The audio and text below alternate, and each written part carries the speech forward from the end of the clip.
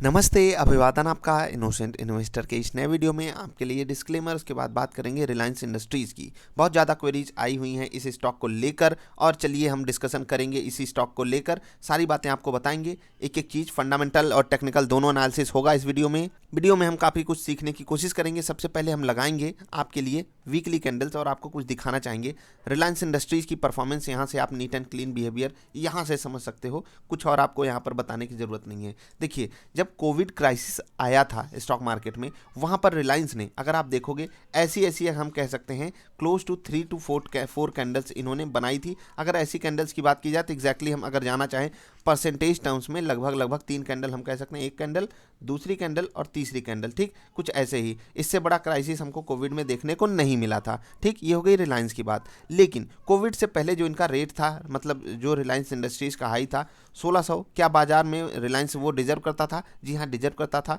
जिस तरीके से ये रेवोल्यूशन लेकर आ रहे थे, चाहे वो रिटेल सेगमेंट में और सबसे ज़्यादा जरूरी टेक्नोलॉजी सेगमेंट में, जो कि हम खास कर कह सकते हैं टेलीकॉम सेगमेंट में, तो रिलायंस ने वहाँ पर धूम मचाई हुई थी यहाँ पर, इसलिए स्टॉक बढ़िया हाईज पे ट्रेड करता हमको दिख रहा था। कोविड आया, कोविड ने सबको डेंट दिया, ये 900 रुपये तक गिरे। 900 रुपये के बाद इसमें जो गुड न्यूज़ आने का सिलसिला चालू हुआ, तो इस स्टॉक ने, मैं पिछली बात इसलिए कर रहा हूं जिससे आपको एक क्लैरिटी दिख जाए कि हुआ क्या था एक्चुअली।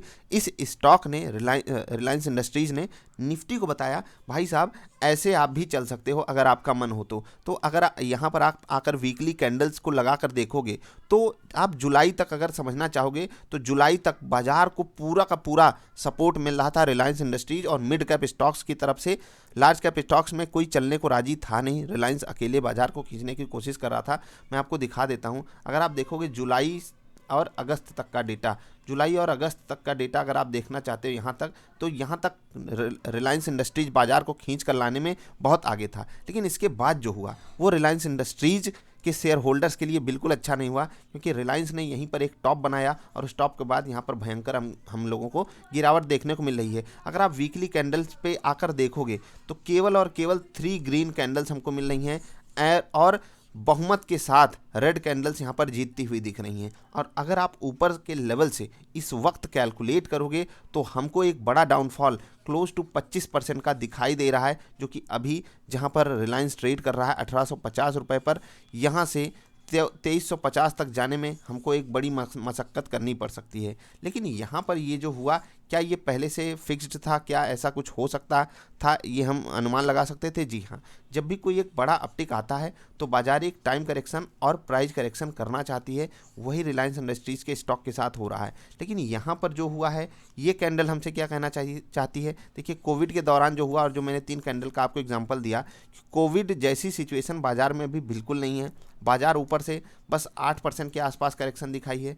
रिलायंस इंडस्ट्रीज़ में एक बड़ा करेक्शन हमको दिख चुका है, और ये करेक्शन इसलिए क्योंकि रिजल्ट आने से पहले स्टॉक भाग चुका था और न्यूज़ पे ये स्टॉक बहुत चल चुका था। चाहे ये इस वाले करेक्शन की आप बात कर लीजिए, चाहे इस वाले करेक्शन की। अब वापस आते हैं कि अभी हमको करना क्या है। अगर 1850 रुपये में हम लेते हैं तो रिलायंस, क्या हम कुछ गलत कर रहे हैं? जी नहीं, आपके लिए बहुत ही बेहतरीन स्टॉक फेयर वैल्यू पे अवेलेबल है। और मैं यही कहता हूं, जब भी कोई स्टॉक अपने रिजल्ट से अपने प्राइस को जस्टिफाई करे, आपको लेना चाहिए। आपको मैं एक होमवर्क देता हूं, HDFC सिक्योरिटीज़ कितना टारगेट दे रही है रिलायंस इंडस्ट्रीज़ का, उनको जाकर देखिए, उनका रिसर्च पेपर जरूर पढ़िएगा। यहाँ से 25% ऊपर वो आराम से टारगेट दे रहे हैं और पॉजिटिव हैं स्टॉक को लेकर वो। अब मैं आपको यहाँ पर खरीदने के लिए क्यों बोल रहा हूँ? क्योंकि यहाँ से कोविड के पहले वाला जो हाई था रिलायंस इंडस्ट्रीज़ का, वो बहुत ज़्यादा दूर है नहीं। अगर आप देखोगे सिर्फ 1600, यानी कि यहाँ से 250 रुपये का अगर आप रूम देना चाहते हो रिलायंस इंडस्ट्रीज़ को, कि मैं हर गिरावट में ऐड करता चलूँगा, ये आपके लिए बेस्ट केस सिनेरियो होगा। आप यहाँ पर बाइंग इनिशिएट कर सकते हो। इवन 1900 के लेवल से ही इसमें बढ़िया अपॉर्चुनिटी आपके लिए अवेलेबल है। तो 1900 या उसके नीचे जो भी लोग खरीदे हैं उन्होंने कोई गलती नहीं की। अब मैं एक गलती की बात यहाँ पर लाना चाहूँगा 1 डे की कैंडल पर। 1 डे की कैंडल पर आप लोगों को एक चीज़ कह रहा हूँ, थोड़ा सा मतलब जिनको बुरा लगे वो मान लीजिएगा, लेकिन जो समझा रहा हूँ उसको समझिएगा। अगर आपने इस कैंडल पे लिया तब बहुत अच्छी बात, क्योंकि यहाँ पर आपको एक फ्लैग पैटर्न का ब्रेकआउट मिल रहा था, आपने टेक्निकली स्टॉक को खरीदा। अगर उसके बाद इस कैंडल पे लिया, आपने गलत काम किया, इस कैंडल पे लिया आपने गलत काम किया, इस कैंडल पे लिया आपने गलत काम किया, क्योंकि रिजल्ट से पहले भागे हुए स्टॉक को आपको नहीं पकड़ना चाहिए, क्योंकि जो अभी लॉन्ग पोजीशन बनाकर बैठे हैं वही कल शॉर्ट पोजीशन बनाकर बैठ जाएंगे। जैसे कि आज की डेट में ही आपने हैवेल्स में देखा 10-12% की भयंकर गिरावट इसी कारण वहाँ पर आई क्योंकि रिजल्ट से पहले बहुत तगड़े से पोजीशन वहाँ पर बन गई थी। वही हुआ रिलायंस इंडस्ट्रीज़ के साथ, जस्ट रिजल्ट आने से एक दिन पहले एक बड़ी गिरावट, रिजल्ट जिस दिन आया उस दिन एक बड़ी गिरावट, और उसके बाद स्टॉक मार्केट के साथ मतलब कि निफ्टी के साथ ये स्टॉक चल रहा है। तो जिस स्टॉक ने निफ्टी को 6 महीने पहले चलना सिखाया था वही स्टॉक अभी निफ्टी के साथ चल रहा है। तो इसमें क्या कुछ हम डिकोड कर सकते हैं? जी हाँ, हम टेक्निकली अभी और एनालिसिस देंगे आपको। पहले तो आपको फंडामेंटल रीजन मैंने आपको बता दिया कि यहाँ पर ये स्टॉक क्यों बाई बनता है। ठीक है, पहली चीज़, ये स्टॉक जिस सेगमेंट से डील करता है वो मस्ट यूज़ सर्विस में आता है। मैं मान लेता हूँ कोविड जैसी कोई और एक सिचुएशन आ जाती है, उसको ये डील कर लेंगे। रही बात इस स्टॉक में इन्वेस्टमेंट की, ये बहुत ही डाइवर्सिफाइड स्टॉक है। ये समझ लीजिए कि 3-4 सेगमेंट आपको एक ही स्टॉक में मिल जाते हैं। पूरी इंडिया की ग्रोथ स्टोरी को आप यहाँ पर समझ सकते हो। मार्केट भले हमसे झूठ बोल रहा हो कि इंडिया में बेहतरीन चीज़ें चल रही हैं, भारत ने रिकवरी की है, लेकिन जो हमको दिखाई दे रहा है वैसा कुछ नहीं। पिछले 6 महीने में जो डेटा हमारे सामने है वो आप यहाँ पर देख सकते हो। अभी हमको क्या सिचुएशन समझकर क्या काम क्या डिसीजन लेना है, देखो यहाँ पर आप फ्रेश बाइंग इनिशिएट कर सकते हो। इवन पर्सनली मैंने आपको कई बार ये बात बताई हुई है कि रिलायंस इंडस्ट्रीज मेरे पर्सनल पोर्टफोलियो में नहीं था, कारण मैंने आपको बताया था, मैंने इसको सेल कर दिया था। कब किया था वो पुरानी वीडियोज़ में अवेलेबल है। अभी ऐसी जगह आ चुका है कि मैं इसको अपने फिर से लॉन्ग टर्म वाले पोर्टफोलियो में डालूंगा। और मैंने आपको बताया है कि लॉन्ग टर्म पोर्टफोलियो में मेरे वो स्टॉक्स जाते हैं जहां पर मैं मिनिमम 3 ईयर का टाइम पीरियड रखता हूं। तो देखते हैं यहाँ पर एडिशन कितना और कब क्वांटिटी में करूँगा, वो ये मेरा पर्सनल मैटर है, तो उसको आप समझिए किस तरीके से आप इसको हैंडल कर सकते हो। पहली चीज़, अगर आप ट्रेड करते हो किसी टेक्निकल पैटर्न पे, तो आप वहाँ से इस स्टॉक को एक बार के लिए सिलेक्शन में ला सकते हो। बहुत से टेक्निकल इंडिकेटर्स हैं, आप उनका उपयोग कर सकते हो। चलिए हम थोड़ा सा एक इंडिकेटर यूज करेंगे जो आपके सामने है। पहले चीज़ तो फिबोनाची रिट्रेसमेंट और दूसरा है मूविंग एवरेज। मैं जनरली टेक्निकल इंडिकेटर्स यूज नहीं करता, हौच पौच हो जाता है, लेकिन आपको कुछ रेट दिखाना चाहूँगा। अगर आप देखोगे 38, ये क्या हो गया, मेरी कलम ख़राब हो गई क्या भाई, 38.2% का रिट्रेसमेंट हमको 1810 के लेवल पे दिखाई दे रहा है। मैं ये जो यहाँ पर लो बना था और यहाँ पर जो हाई बना था उसके हिसाब से फिबोनाची रिट्रेसमेंट ड्रॉ किया हूँ, और उसको समझने की आप कोशिश कीजिएगा। 1810 रुपये के आसपास हमको बहुत बड़ा सपोर्ट दिख रहा है फिबोनाची रिट्रेसमेंट के हिसाब से। क्या और कोई सपोर्ट है टेक्निकल चार्ट्स पर? जी हाँ, अवेलेबल है, 1800 के आसपास बहुत बड़ा सपोर्ट है। इन दोनों सपोर्ट के कारण मैं यहाँ पर बाइंग इनिशिएट कर रहा हूँ। फंडामेंटल रीजन भी है। उसके अलावा अगर आप 50% का रिट्रेसमेंट चाहते हो तो 1640 रुपये के आसपास है, जो कि क्लोज टू कोविड के पहले का हाई है। अभी जैसे बहुत से लोग कह रहे थे कि रिलायंस यहाँ नहीं गिरेगा वहाँ नहीं गिरेगा, मैंने आपको बहुत पहले ही कुछ बातें बता कर रखी हुई थी कि आपको पैसा अपने लिक्विड फंड में रखना चाहिए, और कल से मैंने बाइंग इनिशिएट करने की बात कही है।